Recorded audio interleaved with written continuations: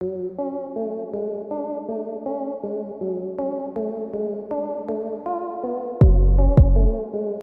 क्या है अजमेर शरीफ की दरगाह में कि यहाँ मांगी जाने वाली सभी मुरादें पूरी हो जाती हैं?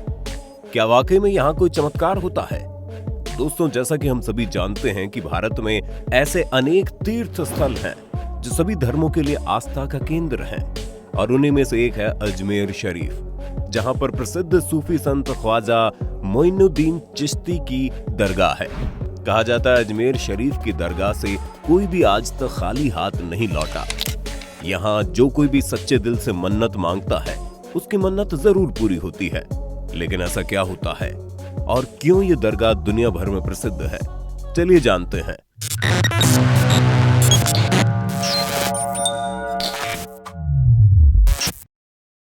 अजमेर शरीफ की एक खास दरगाह भारत के राजस्थान राज्य में मौजूद अजमेर नगर में स्थित है।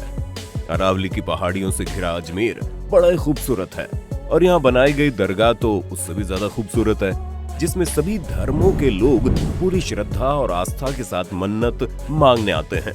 और मन्नत पूरी होने के बाद ख्वाजा साहिब का शुक्रिया अदा करने के लिए भी लोग यहाँ चादर चढ़ाते हैं। दोस्तों, ख्वाजा मोइनुद्दीन चिश्ती एक सूफी संत और इस्लामिक विद्वान थे। इन्होंने भारतीय उपमहाद्वीप में सूफियों को चिश्ती आदेश के परिचय और स्थापना में अपना जीवन व्यतीत किया। ख्वाजा साहब ने अपना पूरा जीवन गरीबों और दलितों की देखरेख और उनके समर्थन में समर्पित कर दिया। वो हमेशा ईश्वर से सिर्फ यही दुआ करते थे कि जितने भी गरीब और लाचार लोग हैं उनका सारा दुख दर्द उन्हें मिल जाए और बाकी सभी के जीवन को खुशियों से भर दें। और ये केवल किसी एक इंसान या फिर एक धर्म के लोगों के बारे में ऐसा नहीं सोचते थे, बल्कि इनका मनुष्य जाति से ताल्लुक रखने वाले हर उस इंसान के बारे में यही सोचना था कि उसे सुख और शांति से अपना जीवन व्यतीत करना चाहिए। और यही वजह है कि अजमेर शरीफ की ये दरगाह सभी धर्मों के लिए पूजनीय है। हर साल लाखों की संख्या में लोग इस दरगाह में दर्शन करने के लिए आते हैं। चांदी के दरवाजे वाली इस दरगाह का निर्माण कई चरणों में किया गया था। जहां संत की मूल कब्र है वो संगमरमर की बनाई गई है, जिसके चारों ओर चांदी की रेलिंग बनी है। दोस्तों, ख्वाजा मोइनुद्दीन चिश्ती ने भारत में चिश्ती समुदाय का प्रचार प्रसार अपने सदगुरु ख्वाजा उस्मान हारूनी की दिशा और निर्देशों पर किया था। इनकी प्रारंभिक शिक्षा दीक्षा अपने पिता के संरक्षण में हुई। इनके पिता ने इन्हें काफी कुछ सिखाया, जिस वजह से ये अपने पिता के काफी करीब थे। लेकिन जब इनकी उम्र मात्र 15 साल की थी, तभी इनके पिता का देहांत हो गया और उत्तराधिकारी के रूप में इन्हें एक बाग मिला, जिससे होने वाली कमाई से ही अपना जीवन व्यतीत करते थे। दोस्तों, बताया जाता है कि बचपन में चिश्ती बाकी बच्चों से बहुत अलग थे। इन्हें बाकी बच्चों की तरह ज्यादा खेलना कूदना पसंद नहीं था। ये अधिकतर समय फकीरों की संगत, ध्यान और आध्यात्मिक चीजों में अपना मन लगाते थे। जैसे कि हमने आपको बताया, इनका एक बड़ा सा बगीचा था, और एक दिन संयोग से इनके बगीचे में हजरत इब्राहिम कंदोजी का आगमन हुआ। ख्वाजा मोइनुद्दीन चिश्ती की आवभगत को देखकर वो काफी ज्यादा प्रभावित हुए, और इसी वजह से हजरत इब्राहिम कंदोजी ने इनके सिर पर अपना पवित्र हाथ फेरा और इन्हें आशीर्वाद दिया। और यहीं से ख्वाजा मोइनुद्दीन के हृदय में नव चेतना का संचार हुआ, और इन्हें समझ में आ गया कि अब इन्हें अपने आगे के जीवन में क्या करना है। जिसके बाद ख्वाजा चिश्ती ने अपनी सारी संपत्ति बेच दी और उससे मिलने वाला पैसा गरीबों में बांट दिया। अपना सब कुछ त्याग कर ये ज्ञान की प्राप्ति के लिए निकल पड़े। सबसे पहले इन्होंने एक पेड़ के नीचे ध्यान करना शुरू किया, लेकिन बाद में जब राज्य कर्मचारियों ने इन्हें देखा तो उन्होंने ख्वाजा मोइनुद्दीन चिश्ती से कहा कि यहाँ तो राज घराने की ऊंटनियां बैठती हैं। जिसे सुनने के बाद वो चुपचाप उस जगह से उठ गए। इसके बाद उनका निवास एक तालाब के किनारे पर बना दिया गया, और वहीं पर ख्वाजा मोइनुद्दीन दिन रात ध्यान और साधना में लगे रहते थे, और वहीं पर इन्होंने सच्चा उच्च ज्ञान प्राप्त किया। चिश्ती उस्मान हारूनी के मुरीद बन गए। चिश्ती समरकंद बुखारा गए और गुरु के साथ रहकर धर्म की शिक्षा ली। इसके बाद ये उस्मान हारूनी के अनुयायी बन गए और ज्ञान की प्राप्ति के लिए मध्य पूर्व में मक्का मदीना तक चिश्ती चले गए। आपको बता दें, चिश्ती ने अनेक हज पैदल ही किए हैं।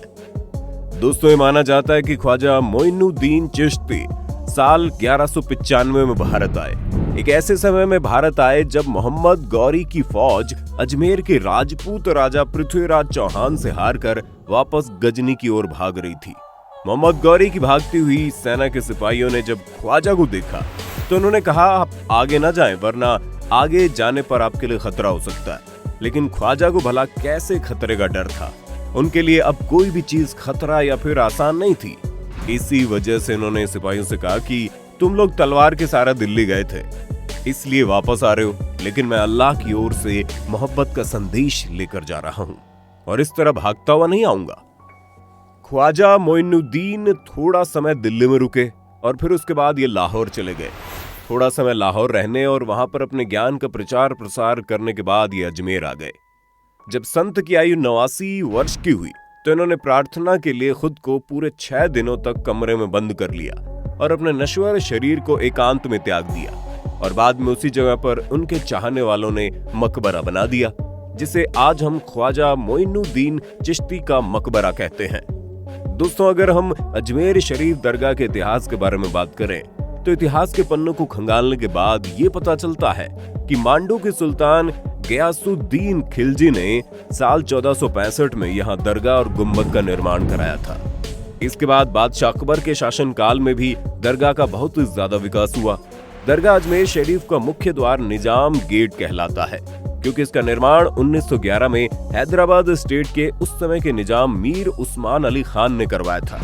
दरगाह के अंदर बहुत ही बेहतरीन नक्काशी से तैयार हुआ चांदी का एक कटघरा भी है। उस कटघरे के अंदर ख्वाजा चिश्ती की मजार है और आप ये बात जानकर हैरान हो जाएंगे कि इस कटघरे को किसी मुसलमान ने नहीं बल्कि जयपुर के महाराजा जय सिंह ने बनवाया था। इस दरगाह में खूबसूरत महफिल खाना भी है, जहां पर कव्वाल ख्वाजा की शान में कव्वाली गाकर महफिल जमाते थे। दोस्तों, महान सूफी संत मोइनुद्दीन चिश्ती की याद में यहाँ हर साल एक उर्स भरता है जो 6 दिन तक चलता है। जन्म से ये एक मुसलमान थे, लेकिन इन्होंने धर्म को एक अलग ही रूप में पेश किया।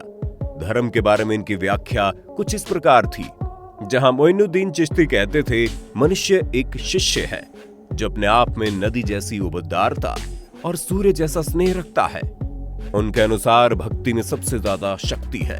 ख्वाजा मोइनुद्दीन हमेशा ईश्वर से ये दुआ करते थे कि उनके सभी भक्तों के दुख दर्द खत्म हो जाए और उनके भक्तों की तकलीफें उन्हें मिल जाएं और उन्हें भक्त जो है वो खुशहाल जिंदगी जी सके। उन्होंने कभी भी अपने उपदेश किताबों में नहीं लिखे और ना ही उनके किसी शिष्य ने उनके द्वारा दी गई शिक्षाओं का लेखा जोखा रखा। ख्वाजा मोइनुद्दीन चिश्ती ने हमेशा ही राजशाही लोग और मोह का विरोध किया। उनके लिए सारी चीजें बेफिजूल की थी। उनका कहना था कि इंसान को अपने आचरण को नदी की तरह पावन और पवित्र बनाना चाहिए ताकि किसी भी तरह से ये दूषित न हो पाए। संसार में जितने भी धर्म हैं, उन सभी को एक दूसरे का आदर और सम्मान करना चाहिए और अपने व्यवहार में विनम्रता रखनी चाहिए। चिश्ती दरगाह अजमेर शरीफ दरगाह या फिर अजमेर शरीफ के नाम से पूरी दुनिया में प्रसिद्ध है। इस दरगाह को भारत सरकार दरगाह ख्वाजा साहब एक्ट 1955 के तहत मान्यता भी प्राप्त है।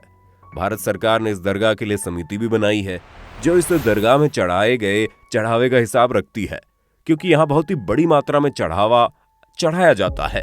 दरगाह अजमेर शरीफ का एक ऐसा पाक साफ नाम है जिसे सुनने मात्र से सुकून मिलता है। वैसे तो ये दरगाह पूरी दुनिया में प्रसिद्ध है, लेकिन इसका भारत में कुछ ज्यादा ही महत्व है।